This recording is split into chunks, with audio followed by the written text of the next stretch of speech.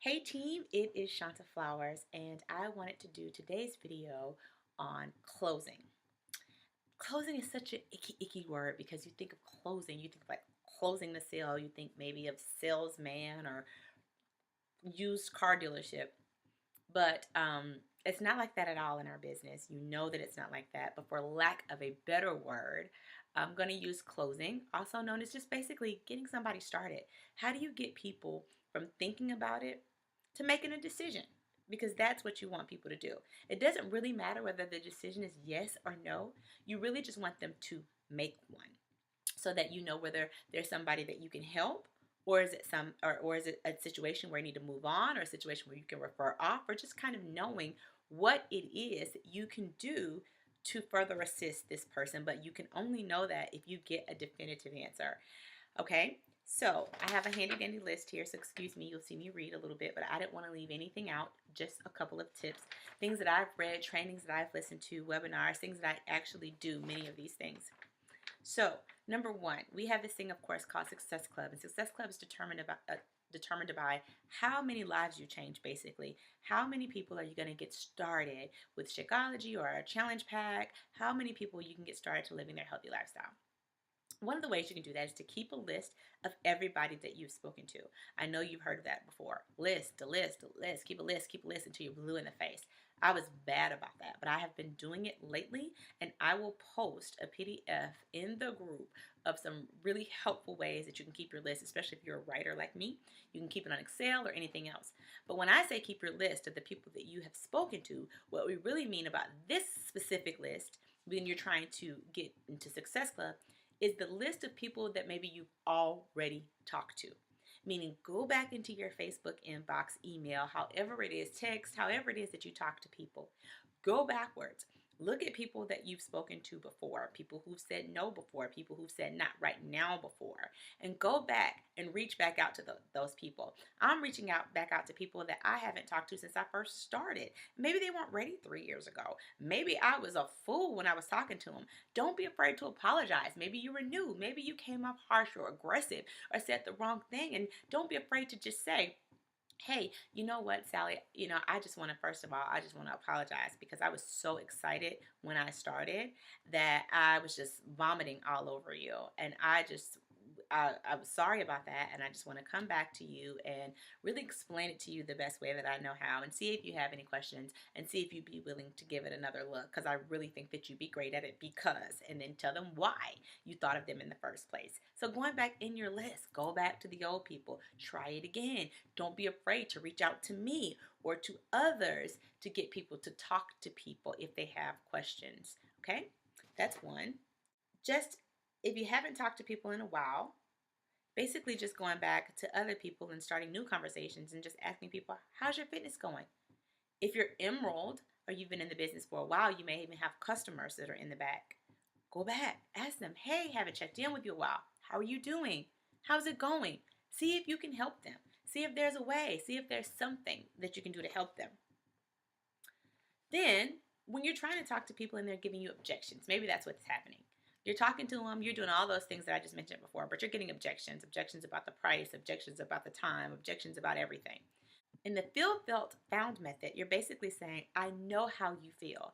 I felt the same way, but I have found, and then talk about what you found. So if it costs too much, you're basically saying, I know how you feel. If this is the truth, if it's somebody else's story, then tell another story. But I know how you feel. I felt the same way. But what I have found is that when I was buying a ton of vitamins and other foods and making my own smoothies, or when I was going out to lunch every day, or when I was blah, blah, blah, blah, blah, that it really wasn't as expensive. I could really put it into my grocery budget, and I saw how it actually benefited me, and in some cases even saved me money, saved me time going to the doctor, whatever your story is, insert story. I know how you feel. I felt the same way, but I have found, so that you empathize with them, so they understand that you get where they're coming from. And but what happened from there? What's the solution? Because that's usually what an objection is. It's just something that somebody doesn't understand. They just need more clarification, so they object. Actually ask for the follow-up. Sometimes when we invite people, we're kind of doing it we're not that confident. we're not showing them confidence, and people don't want to work with people that aren't very confident. And so we need to be um, asking them for the follow up and asking them to buy. You need to be determined, not desperate, but determined. And with that, you have to ask for the sale or ask for the follow up. So basically, you've said in the video, a great thing that I've been using lately that really works is if I sent you a video about X, about this workout, or about a challenge group, or about the business opportunity, whatever. If I sent you this video, would you watch it? And I haven't gotten anybody say, no, I just absolutely wouldn't. But even if they did, you just thank them for their time and you just go on, thank you for your time. I just, thought it might be interesting to you. But more than likely, they say yes. When they say yes, then of course you need to go into, well, when do you think you'd watch it? Because I just want to make sure that I'm able to answer all of your questions. So they'll tell you tonight, tomorrow at 2. Okay, great. So would you be available to talk around 3:30? Because it's so much easier for me to just chat with you on the phone real quick to answer your questions than for us to go back and forth on Facebook. That just takes so long when I can do it way quicker that way. More than likely, people will say yes. They'll give you their phone number and they'll set up a time with you. I haven't had that not happen. But there again, if it does, you just brush it off and you go to the next thing. But when you get people on the phone, then they more than likely can really hear your heart and you can form more of a rapport with them and talk to them more. I have found that almost every time I get on the phone, it is very positive. It either comes out with a yes or very much in the near future, like follow up with me in 2 weeks when I get paid or whatever. But usually they end up hearing my heart. I'm able to answer their questions. I'm able to override the objections and do those things and make it make sense. And so it comes out better when you communicate with people verbally than when you're trying to type back and forth. Unless you have somebody that's ready to go. Sometimes you have those people and sometimes I have them too, and they're just ready to go and you can just do a little quick type back and forth. It just depends. It depends on where people are. But I would say, especially when it's crunch time, especially when you're trying to get to your goal, get people on the phone. And to be honest with you, it's a lot quicker than to have a Facebook message and then somebody has to go take care of their kid and they come back in an hour and you guys got to start over or you got to warm back up and then, oh my gosh, this happens or that happens or somebody gets distracted and you guys are talking on Facebook and you're trying to chat for a day, sometimes 2 or 3 days, sometimes a week, and you got to keep warming up and keep starting back over. It's just easier to get down a time to get on the phone and make that time in your schedule. Make it a real time. Hey, so 12:30, will you be ready to just chat real quick? Make sure that time works for them. You're not trying to just get them on your schedule. You need to also make sure it works for them. But when you call, they're not going to be available. So get people on the phone. When you have people on the phone, or even when you're doing this in your inbox, another thing that you can do is just simply ask. Ask ask for the, basically try to clear up the objection. So say something like, what's holding you back? What I sense that something's holding you back. What's your concern? Or I just want to make sure that you fully understand everything so that you can make an informed decision. And always be telling people why you thought of them. I want to make sure that you make an informed decision because I just think that you'd be fabulous because of X. And I just want to share what a blessing this has been to me and my family. And I just want to share it with you because I thought it'd be a blessing to you. Make sure you're always going back to why you thought of them, how it could benefit them. But ask them, is there something I could clear up? Ask them that. So a lot of times, like I said, an objection is just somebody doesn't fully understand something. So it's kind of like, they may not fully understand the value of Shakeology. So then you have to tell them. They may not fully understand how they can work that into their grocery bill. So maybe you can help them. They may not fully understand what coaching is, that they don't have to be super fit or that they don't have to be a salesperson. And so you have to reassure them of that. So make sure that that's not what's lurking in the back of their mind. So you can head that off by just asking, hey, especially when you sense the conversation kind of going, you can just ask them, hey, I just, I sense a little concern. Just let me know so I can make sure that I can answer the questions for you because it also makes you a professional. Last but not least, because there are many, urgency. Time is of the essence. So when you're talking to people and you're really trying to get it down, make sure that you have a timeline. You know when the challenge group is starting, the date. You know when the coach mentorship or coach basics or whatever it is that you're running is starting. There is a date. So when you are talking to them, you're letting them know what that date is. Make sure that you let them know and you're not leaving it open. Oh, I just was wondering if you want to coach on my team sometime in the near future. No, make sure that you ask for it. You let them know what's happening. Hey, I'm having a new coach mentorship group. It's starting in 2 weeks. So I just wanted to get you in there. I'm trying to see exactly who all's in there and make sure that I have a slot available for you. Should you say yes?